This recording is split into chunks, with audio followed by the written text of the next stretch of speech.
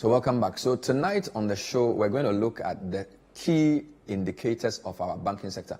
We're going to do this for the big five. There are 23 banks in Ghana. As of the time we came on air, 22 had released their statements. We've analyzed about 21 of them. We're just going to look at what these banks have said about themselves, what has been happening in the economy insofar as the domestic exchange is concerned, and what this means for your money. We're going to start with the big five. We call it the big five because there are many ways of evaluating a bank. So you could decide to use their market capitalization, but this will only work for banks that are on the stock exchange. But we're using the assets of the bank. So the assets of a bank typically would involve the equity. So what the owners of the bank have put in by way of capital, and then of course what the public has given those banks by way of deposits. So when you put your deposits and your capital together, you have your assets. Now the five biggest banks in Ghana by way of assets are the following: EcoBank, GCB is number 2. Then you have Stanbic, Absa, and Fidelity. Very interesting mix. EcoBank is a foreign-owned bank with a mix of owners. GCB is a Ghanaian commercial bank. Then there's Stanbic Bank South Africa, Absa, which is now South Africa, originally UK, and then Fidelity, which is local. So these are your big five. These are your big five, just like the big five in Africa. Let's start with the EcoBank, right? So in terms of assets, this is the biggest bank in Ghana. Let's give you a few points about EcoBank. It started in the early 90s. This is one of the most respected banks on the continent, by the way. This bank has 63 branches. Now, we didn't want to use branch network to assess banks because you will notice that there are banks bigger than EcoBank in terms of branch network, but EcoBank is the biggest bank in terms of assets. This is the important number. It's foreign owned with capital scattered from all over the place. First indicator I want to look at for their financials is this one. The issue about whether they made a profit or not. We'll elaborate on this. That X there tells you they didn't make a profit. Now, we're going to show you the profit trend because profit is not just something you look at in a year.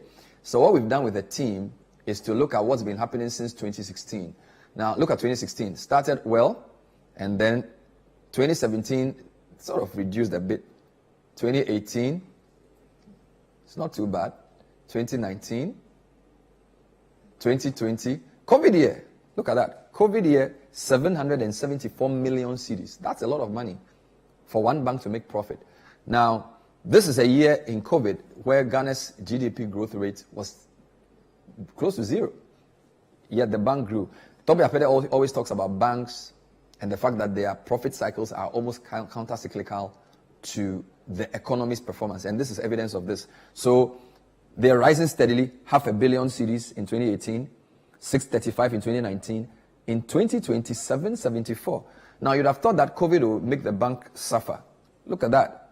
2021, 886 million Ghana cedis. Fantastic job, right? So, the profit is on an upward trend, even though the economy has gone in booms and busts. But the big story for this evening and the big story for this year is 2022. Look at that. From a profit of 886 million, they made a loss of 53 million. That is incredible. Like, that is just incredible. And this is the story for most of the big banks. All right? Now, let's get into the numbers a bit more. So we're going to look at a few things. Profit before tax. How serious was the dent on profit before tax? All right? Now, check this out. The profit before tax, the percentage reduction is 106%. Because, of course, you are 800 million and you make a loss of 54 million. So, clearly, your PBT has suffered a hit. So the arrow is pointing down. But this is interesting because their deposits have actually increased. And again, it's a trend we notice that a lot of these banks, even though they're not making that much profit this year, they're making losses. They are actually doing some interesting things. So for example, their customer deposits, look at that, from 13 billion to 19 billion. That's not bad. That's not bad at all. In fact, their total assets, and don't forget, when you add your deposits to your capital, that's your assets. Assets are also looking pretty healthy. Look at that. So, on paper, this bank is doing well and is doing all the right things. But of course, we'll try and explain what happened with the big red in the middle. But customer deposits are going up. And indeed, the central bank confirms this because overall for the economy, deposits increased by over 20% for these banks. Assets also grew. So it's not as if the banks were all of a sudden doing something wrong. The macro fundamentals knocked a lot of them. Pre-tax profit margin Of course, it will come down because of the jump. This is a very important number I'll come back to for all the banks. Loan to deposit. A bank's job is to take money from people who have excess money and give it to those who need it. It's called financial intermediation. Now, the loan to deposit ratio, if I give a bank 100 cedis in deposits and they give 90 cedis to people in loans, their loan to deposit ratio is 90%. Right? Now, this number is very important for this discussion because the highest loan to deposit ratio in the country is below 50. Which means that if they get 100 million, they give 46 in loans. What are they doing with the rest? We'll investigate that for you during this editorial. Right? So, yes, their loan to deposit is rising between 2021 and 2022, but it's still below 50. The African average for loan to deposit, 75%. Nigeria in 2017, their loan to deposit was 60%. The Central Bank of Nigeria ordered that every bank should increase their loan to deposit ratio to at least 65%. And they did. And here in Ghana, all our banks, I couldn't even find one with a loan to deposit ratio higher than 50%. That was a big story. The other issue is capital adequacy ratio. We'll talk about this also later on. As part of the Bank of Ghana's own admission that they were challenged with the economy, they introduced what they call regulatory forbearance. So they're basically saying that, look, we're going to be kinder in regulation. One of the most important numbers for a bank is what is called capital adequacy ratio. It's basically the capital you have as a percentage of your risk-weighted exposure to people who you owe, right? Now, that number, according to our law, should be 13%. But because of the debt exchange, the Bank of Ghana has reduced that to 10%. All right? So 13 is a good number. Anything other than 13 is great for this number. So this bank is 15. So the biggest bank in Ghana is not doing as badly. So why did they make a loss? That's what we'll try and address. But let's show you this summary of their income in a slide. Income statement analysis, right? So the key points to note on this one. Impairment loss on financial assets. This is the big story for 2022. 518%. There are other losses, right? So they lost net trading income, 84%. They do forex. Their treasury department does some interesting things. They made a loss, right? Fees and commission expense, they also, of course, 98% is an expense, so that's not a problem. But the net fees and commission income, 84, is big. But this is the biggest story. And you notice that for all our banks, this line is what is causing the challenge. I mean, it's an outlier, right? So what happened? We'll try and resolve this. One of the ways of looking to explain this is to look at where is the bank getting its income from? Because a bank lends money, right? So when you want to look at a bank's health, you look at what is called the interest income. And when we broke down the interest income, for this bank, it wasn't actually that bad. A lot of it is still coming from customer deposits. So they give credits to customers, they give loans to customers, and the customers pay back with interest. So loans and advances going up from 3 billion to 8 billion. All right? The investment in securities is checkered. So for EcoBank, you can't really see anything here. Their impairments, however, rose to 1.7 billion in the red in the corner there. So that's a big story to come and explain later. But let's do the top 5 and then we'll do some industry analysis. So first issue is that the big, and I'm going back to it to just show you, this is a big problem, 518. And this is domestic debt exchange. All right, let's go to our next bank. I'll move away from this. I'll come back. Let's go to GCB. Now, this bank is an interesting bank because this bank is the biggest domestic bank in Ghana. Now, look at GCB. Started in 1953, before Ghana became independent. This bank has over 150 branches, which is why we don't use branch network as an estimator of size, right? So this bank has the most branches. We went to Paga. They were there at the border. They're everywhere. Ownership is local. It's a Ghanaian bank. Made a loss. Everybody made a loss, except a few. I'll tell you the 5 who made profits. Very few banks made profit this year. All right? Now, let's look at their behavior for profit. Again, 2016 is going up. 2017, they came down a bit. New government. 2018, they recovered.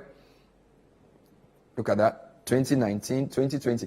Again, COVID year, 2019, 611 million cedis profit. In a year, the economy of Ghana shrunk because of COVID-19. You would have thought that the effect of COVID will be felt the next year. You lie bad. 2021. Boom. 810 million Ghana cedis in profit. Wow.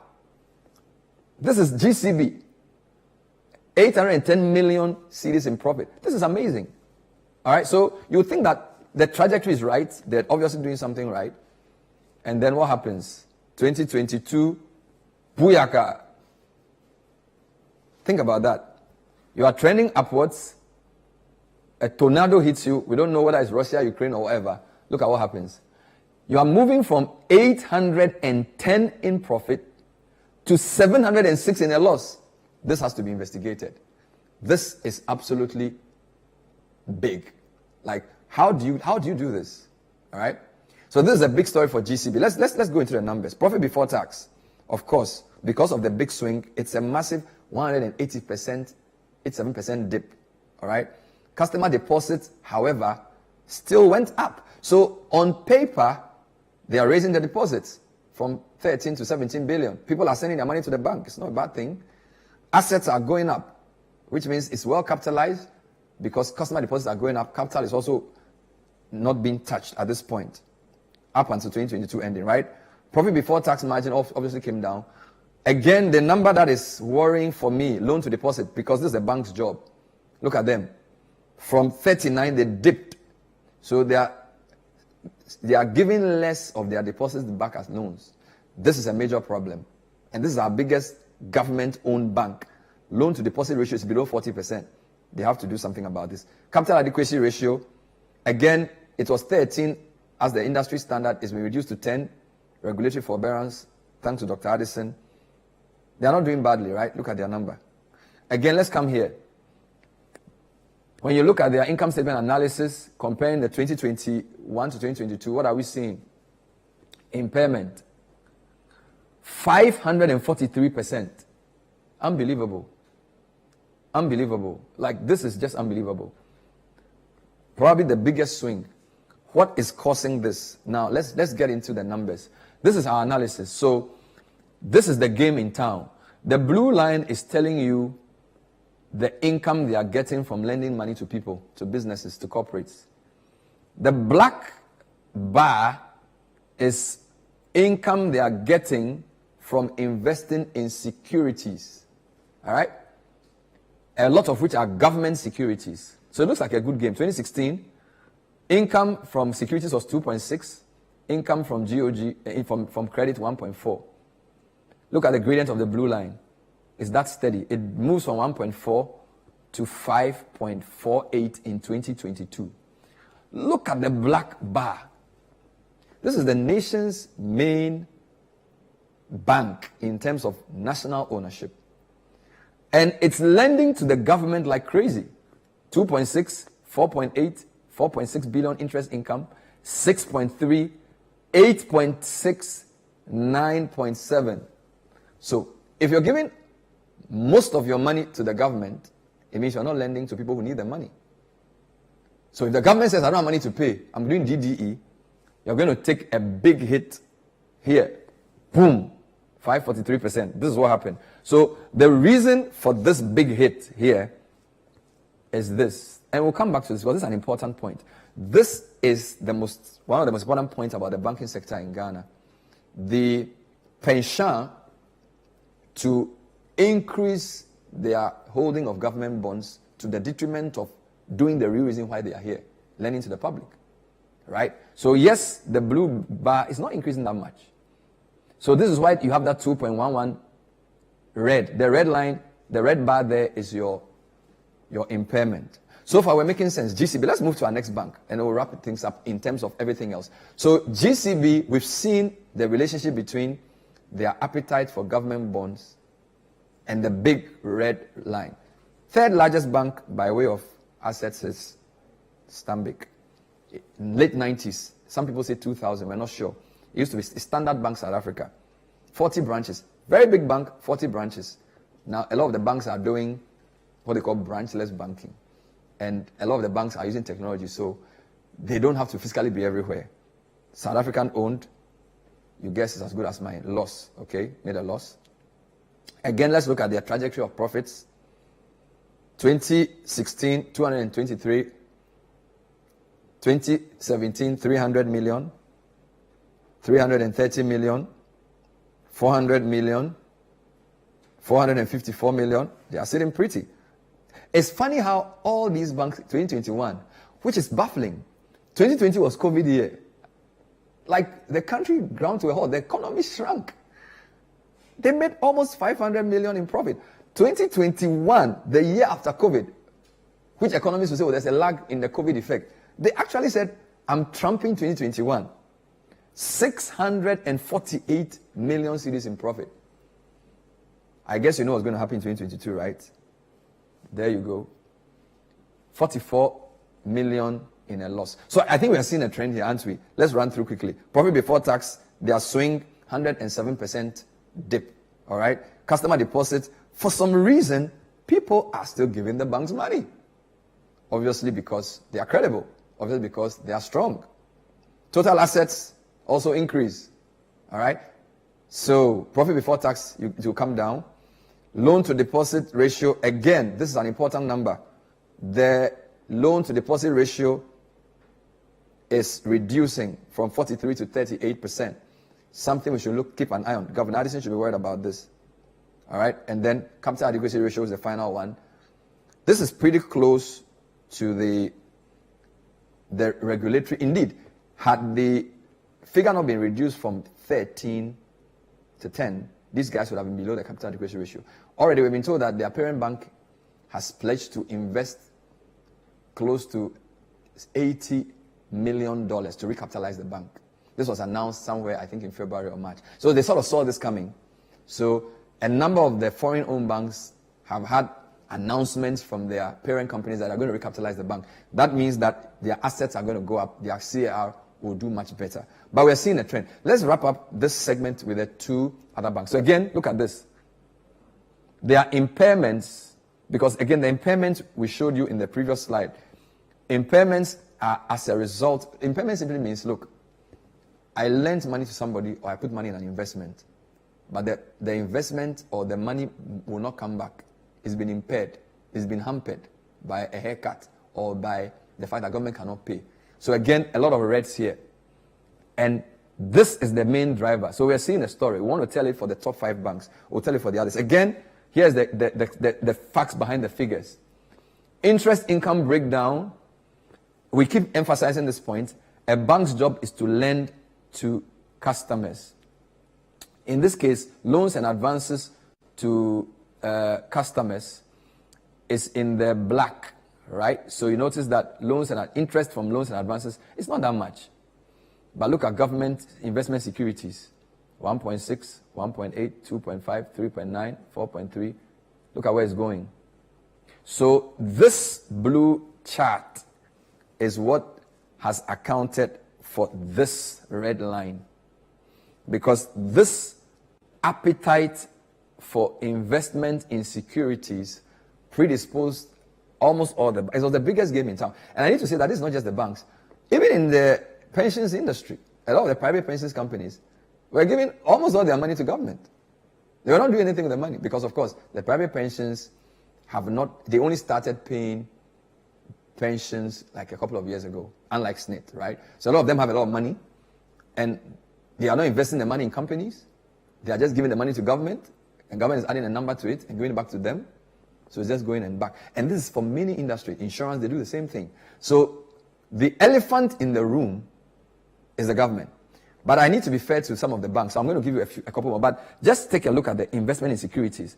What on earth is driving banks to be lending more and more money to a government? Oh, we're told government is safe. So anecdotally, the government is the risk-free person to give money to. It's not true, right? Let's deal with ABSA. ABSA is the fourth. Let me run through ABSA quickly before I take a short break. So ABSA is older than Ghana, 1917. Guys, ABSA is an old bank, just 56 branches. All right, GCB has 155.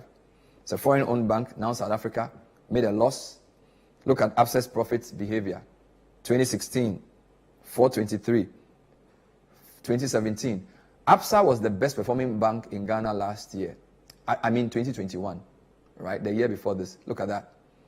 COVID-19 notwithstanding, ABSA made a profit of 1 billion cedis. Unbelievable. This is great. It means that the guys working in the bank, they know their job. 1 billion cedis in profit, 2021. 1 billion. It's a lot of money. Let's decide what's going to happen here. Look at that. Boom. 500 million cedis in a loss. This is very serious. So from 1 billion profit to 500 million in a loss. This is serious. Take a look at that. Take a closer look at those numbers again. Right? You are doing well, going well. You even withstand COVID. So it's almost counter-cyclical. COVID comes, everybody is struggling. The bank is increasing profits. So it's the complacency that comes from giving money to government, thinking government is going to pay back, that leads to this. Let's look at the breakdown. Profit before tax. Obviously, the percentage dip is 153% because from 1 billion profit to 500 million loss. Similar to the GCB story. Customer deposits obviously going up. So confidence in the sector is high. People are still sending their money. Assets, look at that, from 16 to 17. Profit before tax margin, pre-tax profit margin is down. Loan to deposit. This number is what worries me. They were doing 60. So in 2021, everything about Absa was beautiful because 60 is great. 60 is much better than what we've seen in the industry. 60% of the money they get. And the other point I need to make about loan deposit ratio is it doesn't have to be 100% because if you give all your deposits back at loans, you have liquidity problems, right? So there's a balance between maintaining your liquidity by making sure your loan deposit is not too high, but also it has to be high enough to lend money to those who need it. Because in Nigeria, as I said, when the real economy was not growing in 2017, Central Bank of Nigeria said, look, you guys, increase your loan deposit ratio. Don't keep the money in the vault. Stop sending the money to unprofitable users. Lend to the real sector so the multiplier effect will take place. So there's a balance. The African average is 75%.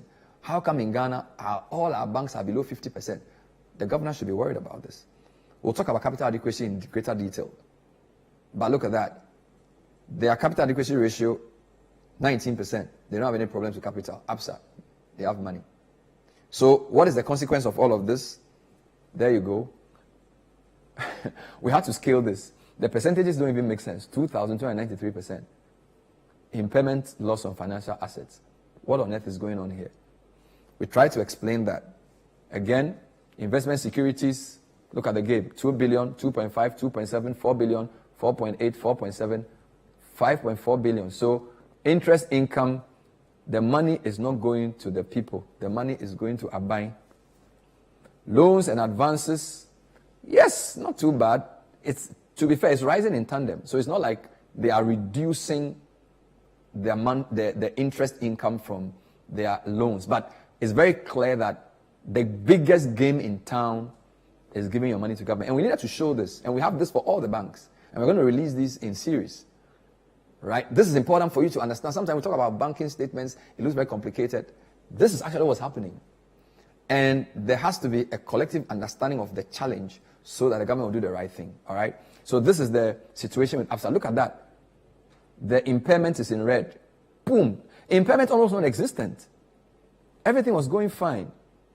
0.01, 0.02, 0. This bank made a profit of 1 billion cedis in 2021.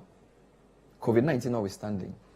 And the government's own policy decision, in addition to the excessive borrowing which has led to the debt exchange and the impairment, government can't pay.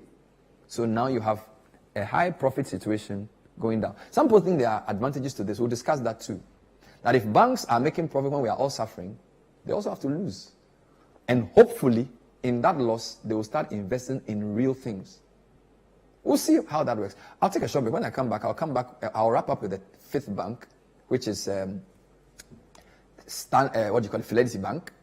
Then I'm going to look at some industry winners and losers, all with a view to give us more clarity. Mind you, this program, we're doing it in partnership with two of our partners, Finex Skills Hub, who are the best when it comes to data analytics and visualization. And of course, FinCap Investments. FinCap are the brain behind the numbers, with their team, their research team, working with us to go through the bank statements, financial reports, and coming up with this very cogent analysis. This is the point of view, special edition, part 1 of our look at the banking sector, analyzing the bank statements and the reports. Stay with us.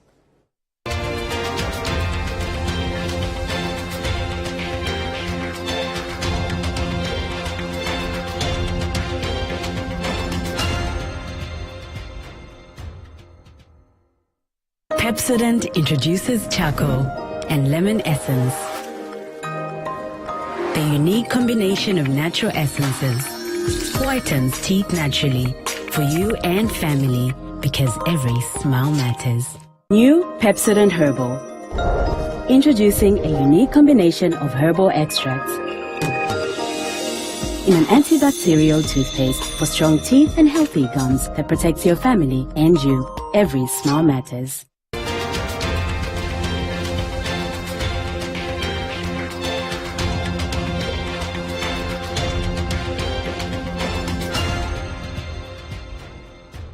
Welcome back to The Point of View. So tonight is an editorial on the state of the banking sector following the release of the financials of our banks. Now, the Bank of Ghana gave the banks up to end of April 2023 to do this. We've seen financials for most of the banks except NIB. And the story is a story of bleeding. The banks are bleeding. We're trying to explain what is causing this bleeding. So what we've done is we've picked the top 5 banks by way of assets: EcoBank, Ghana Commercial Bank, Stanbic, Absa, and Fidelity Bank. And we're trying to explain why these banks, who seem to be doing so well by way of their trajectory, profits in even COVID year, all of a sudden had to lose. And the most important thing we've said today is that the impairments on their financial assets because of the debt exchange is the immediate cause.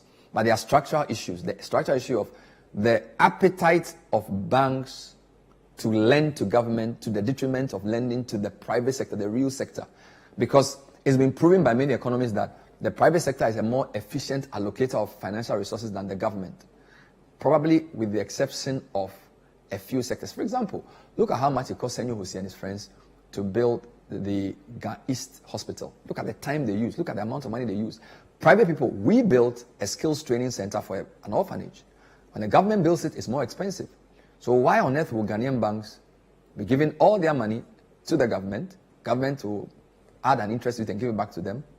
Companies don't have money. The interest rates, the rate at which the risk-free rate that the BOG gives in their so-called, the so-called indicative rate is over 30%. Doesn't make sense. So there's a lot of challenges that the Bank of Ghana has caused itself. All right, but let's move on. So this is the ABSA figure. Over 2,000% impairment loss. Very, very troubling indeed.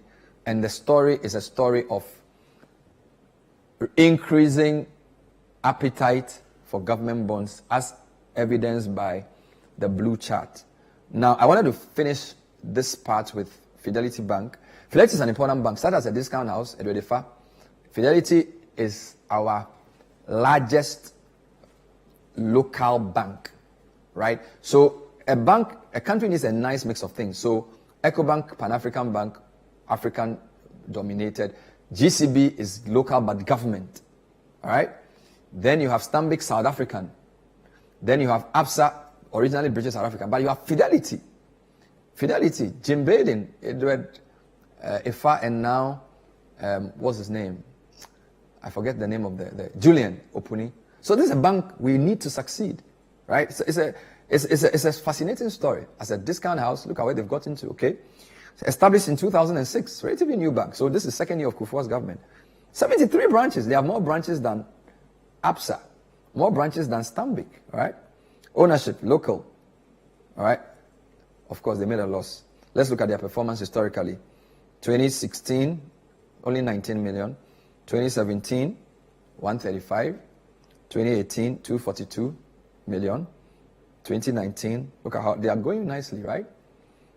2020 COVID, 382. Everybody made a blockbuster profit in 2021. They should have seen this coming. It's like the year after COVID, we all recovered. We all made nice profit. Your guess is as good as mine. Look at that. This one is serious, from $500 million in profit to $500 million in a loss. This should concern us, right? And we need to learn from this crisis about how the government's own, and as I'm talking to you, T-bills are going through the roof. People are still lending to the government. All right, government is borrowing. So from a profit of 505 million to a loss of 519 million. This is serious. All right, let's go behind the numbers. Profit before tax, 200%. Because, of course, you move from 500 million to zero. That will be 100%.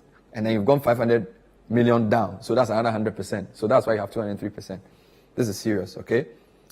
Look at the customer deposits. Again, people are mobilizing deposits from 8 to 9 billion, 19% increase.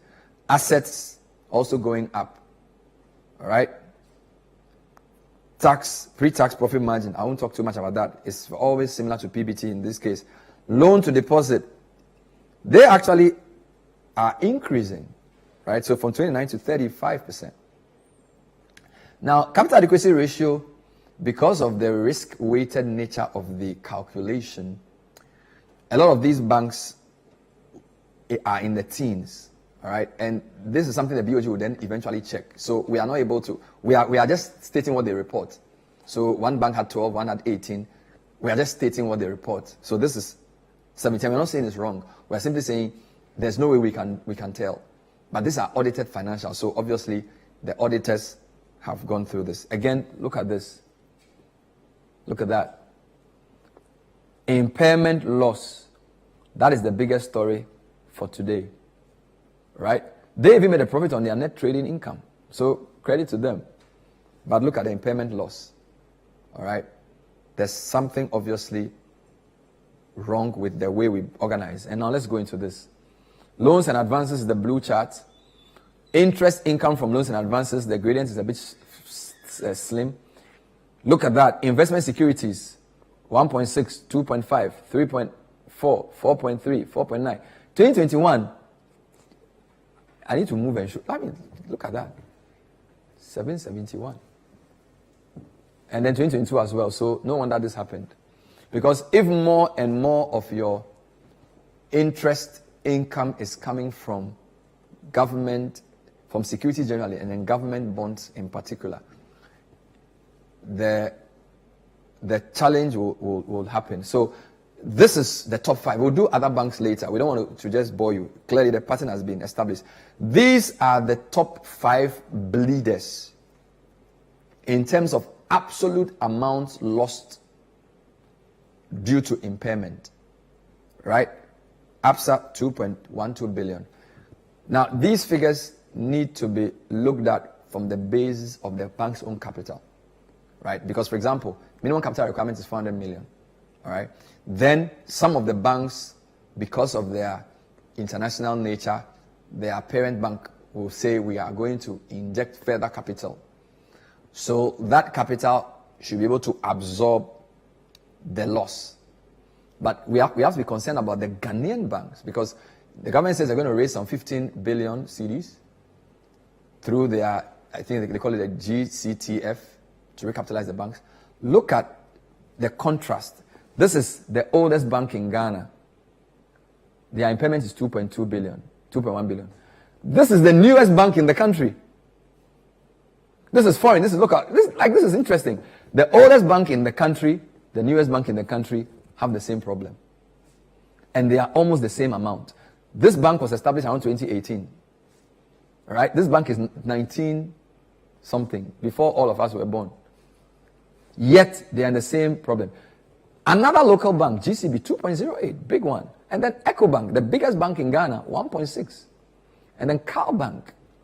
When you put the top 5 banks in terms of their losses, now this is top 5 with the highest impairment, it's close to 10 billion. It's close to 10 billion. That's like $1 billion. Right? That's like $1 billion. Look, our banking sector is, in my view, epitomizes the dysfunction of our economy. Here we are look at COCOBOD. As you see, COCOBOD is looking for money. Every year since I went to class 1, COCOBOD goes to borrow money to pay cocoa farmers and then sells the cocoa beans to get the dollars back. I think it's been only twice that they've been able to raise that money domestically. It means our financial sector is not that deep. Right? Yet you have 23 banks. How on earth do you have 23 banks and you can't even come together and finance the purchase of cocoa beans that you've been doing since Kwame Nkrumah's days. So the finances, so the profits that they show, I think they are not really going to the core of the economy's robustness. So banking sector profits is not an indication of a healthy economy.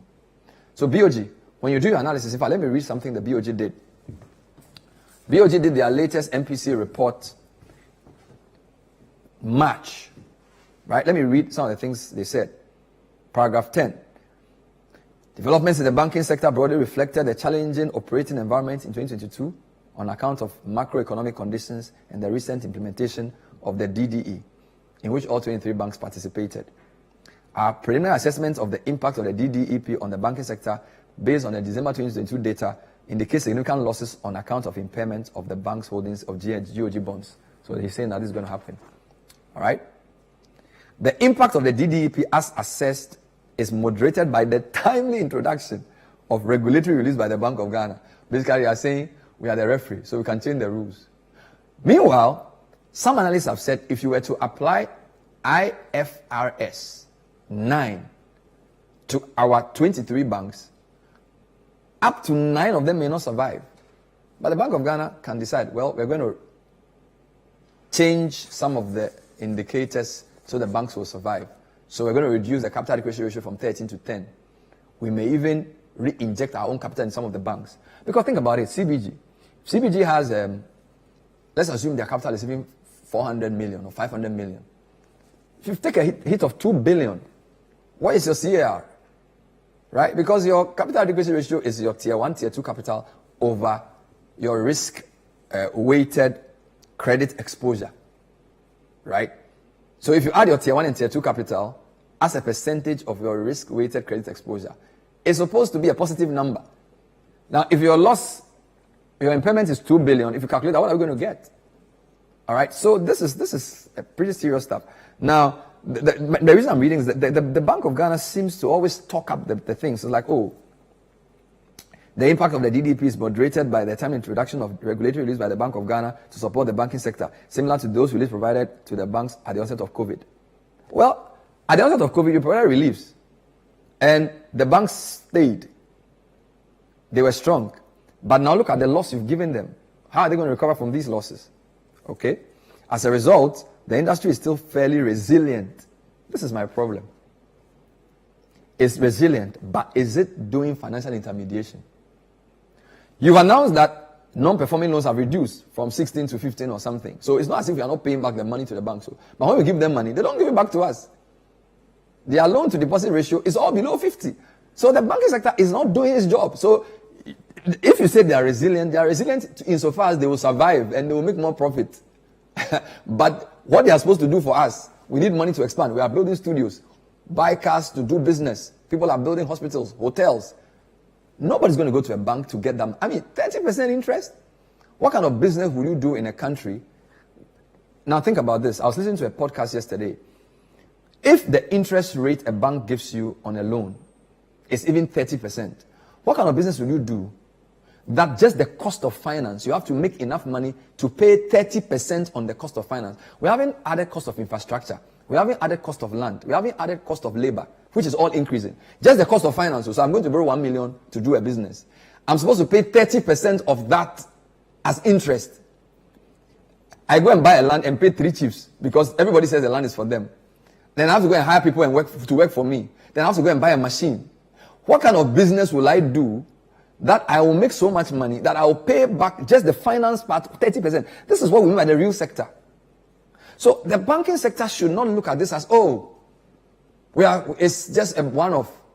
So we are going to come back next year stronger. That's not the issue. You are not doing your job. And this has exposed the fact that you are lending to government, a government that itself is not an efficient allocator of resources. So if I were you, I would not simply try and say, oh, this is just a blip. Like a lot of them are publishing. Think about it. You've made huge losses in 2022. What are they doing? They are publishing Q1 2023 to show that things are not that bad. So 2023, dear, our first quarter results are even nice. What are you doing? What are you doing? Why don't you admit that what has happened is symptomatic and a symptom of a much deeper problem. That you are the only people making profit. You are making profit. In fact, they call it supernormal profits. People have said this for many years. Now, the dash has hit the fan. This is where we are. Let's show you a few more things. Again, CBG. This is a Ghanaian bank. I'm not picking on them. Now, I understand 2018, 2019 is a new bank. Okay? So if a new bank comes into the system, because of the circumstances already reformed, you don't expect their interest income to come from deposits. They are now mopping up deposits. So when they get their deposit, they go and invest it. So this 6.2 billion 2018 is great. 2019, 5.4 for them because of the particular nature of the bank and how they started. I would say this is actually a good trend. But what happened in 2020? You would have thought that this will come down and this will go up. So the blue is supposed to go up. It goes up, but the black also went up. So what happened? Is it that there was some new offer from the government that made this go up? You get my point? So yes, I expect that as a new bank, the blue will keep going up. But I expect the black to come down. But the black also went up. Which is why the red is there. Right? So this is not good for the economy. And mind you, this is 5 banks that became one. So they have a lot of work to do. The government may need to find money to capitalize it. All right, they have a lot of work to do. Okay. Now let's come to Cal Bank again, a local bank. You know, when I did I'm bringing Cal Bank because this is a bit troubling for me. ABSA we've already discussed. We've discussed GCB. We've discussed EcoBank, GCBG, Cal Bank as well. I think it's the second largest local bank. 1.4 billion is troubling, right? In terms of impairment. And I'm trying to see where this is coming from. Loans and advances, it's a mixed picture. But 2021, this is what happened. This is where the problem occurred. This is where the problem occurred. 2021, this is where the problem occurred. So far, so the loans and advances is okay, goes up. 2019 came down a bit. But this is where the game is. Look at the black. Keeps going. This is where the problem occurred. And now all of them are bleeding. All right. So we expect the Bank of Ghana, beyond announcing regulatory reliefs, to use this opportunity to correct the deeply flawed structural challenges facing our banking sector. Spreads between deposit interest rates, right, and lending rates are too high. When you talk about a spread, simple example, I have 100 cedis. I give it to a bank. The interest rate they promise me after a year, maximum 10%. That's their cost of funds. They lend that money to the cameraman and they charge him 30%. Now, that 20% spread is the bank's profit. This is really what's going on. The economy of Ghana is highly financialized. It means that there's more money doing little work. The biggest game in town is putting your money in a bond or an instrument, and then after a year, they'll add something to it. You are not lending to people who are doing agric. You are not lending to people who are doing roads. You are not lending to people who are building schools. You are not lending to people who are building new hospitals. A friend of mine is building a hospital. He needs money. Nobody's giving him money. Yet, they are buying government paper. That is not a healthy bank. So, shame on all of us. And I think the Bank of Ghana should admit that they have presided over a flawed banking system, and the DDE just exposed the flaw. Because not all banks made losses. When we come back, I'll show you the banks that made profit. Because it tells you that part of the problem was the choices these banks made. And I hope we are not taking this as an attack on the banks. We are hoping that this crisis will be too important to allow to go waste. That the Bank of Ghana will come up with some deeply structural reforms that will reform this lopsided banking equation. This is the point of view. Tonight is an editorial. It's on the banks. We'll be right back with more. Stay with us.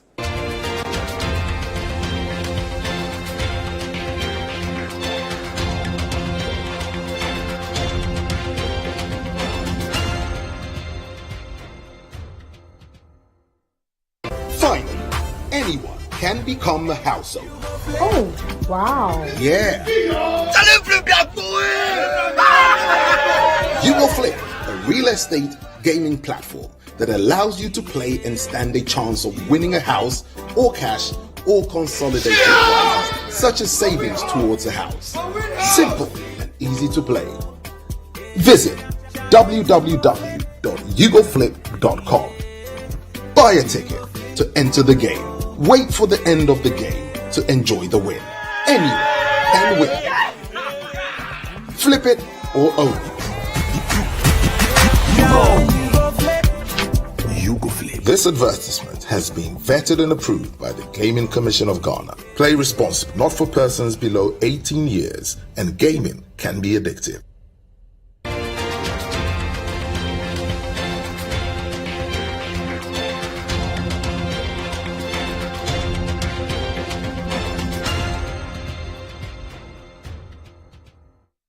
Welcome back. The point of view tonight is analyzing the financials or the books, the reported financial accounts of the banks, 23 banks. So far, we've seen about 21, 22.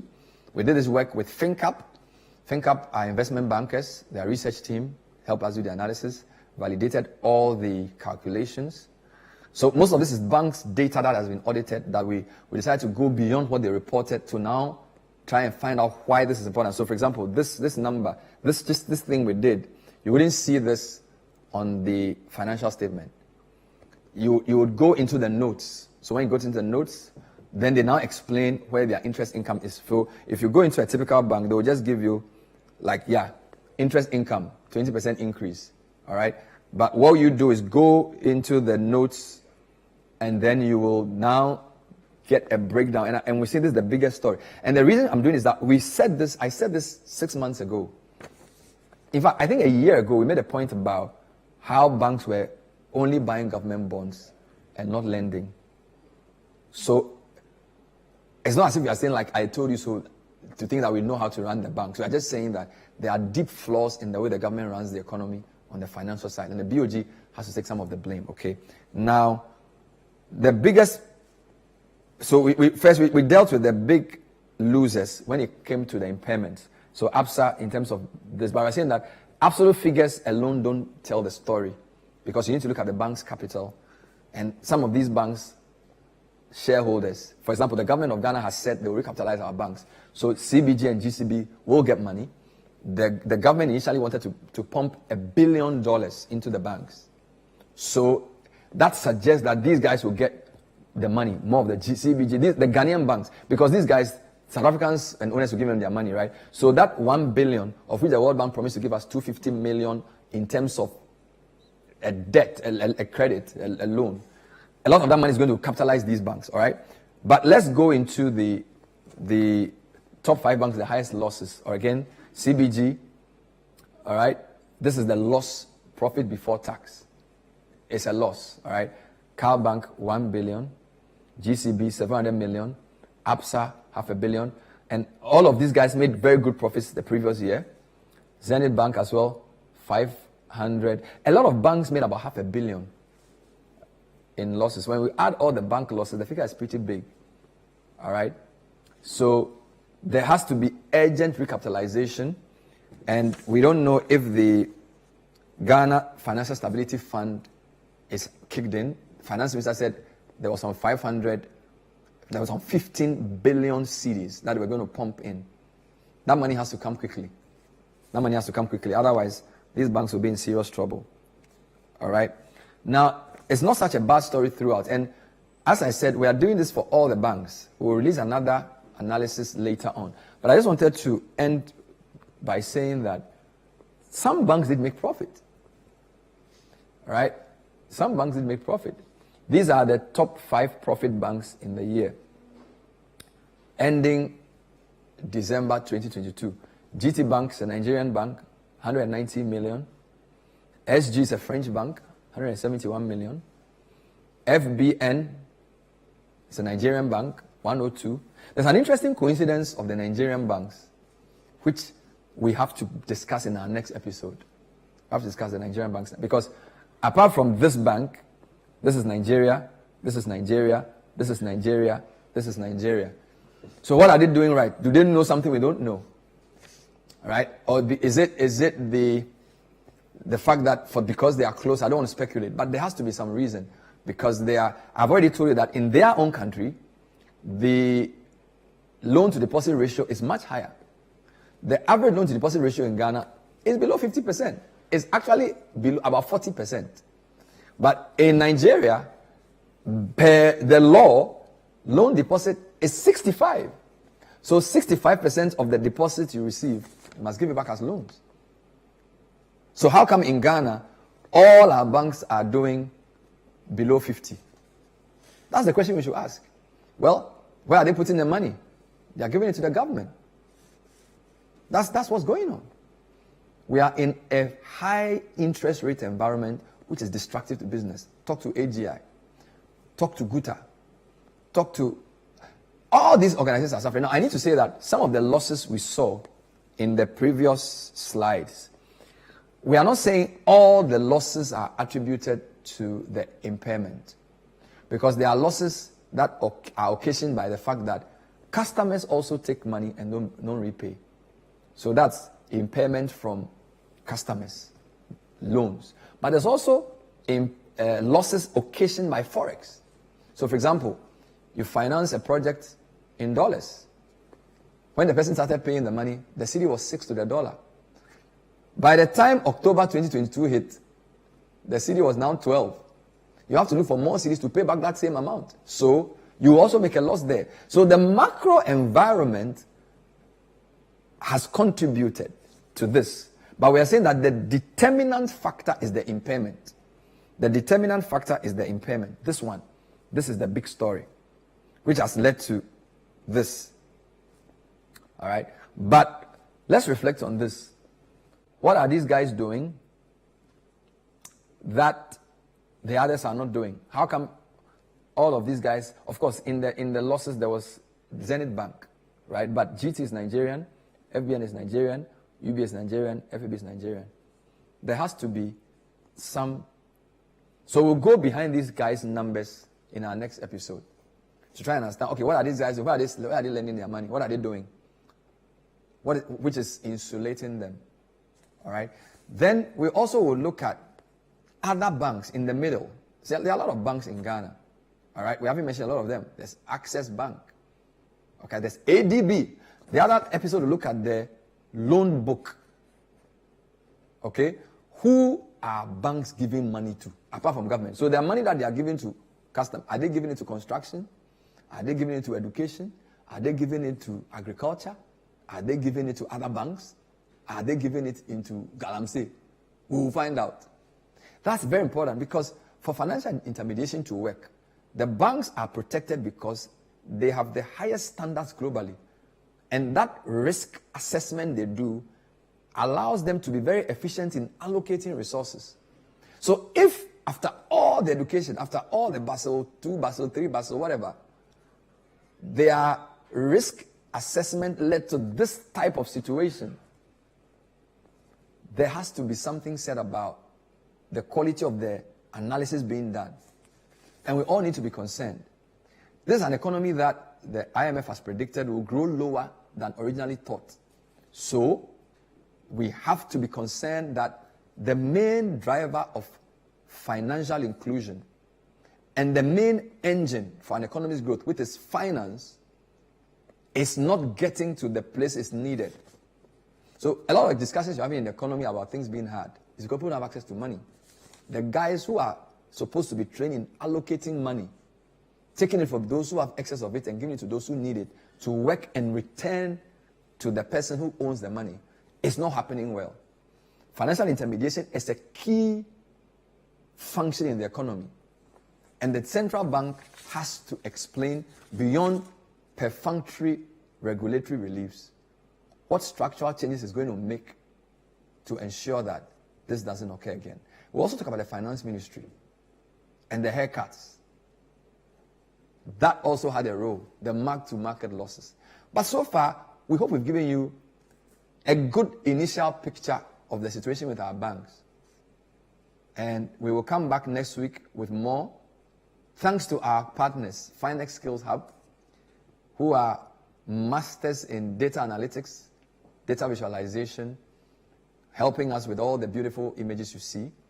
And of course, ThinkUp Investments, helping us dive deeper into the data, bringing insight to the information. So thanks to the team at ThinkUp as well. And to my team at Citi, the research team, for helping, Jude and co, for putting all of this together. I really hope the banks don't see this as some attack against them. We're trying to make them do better. And we are raising the bar in scrutinizing their reports so that they can perform the role they were set up to do in a more effective way. Thank you for watching. My name is Ben Alavle. We'll see you next time. Stay with Citi TV. Have a good night.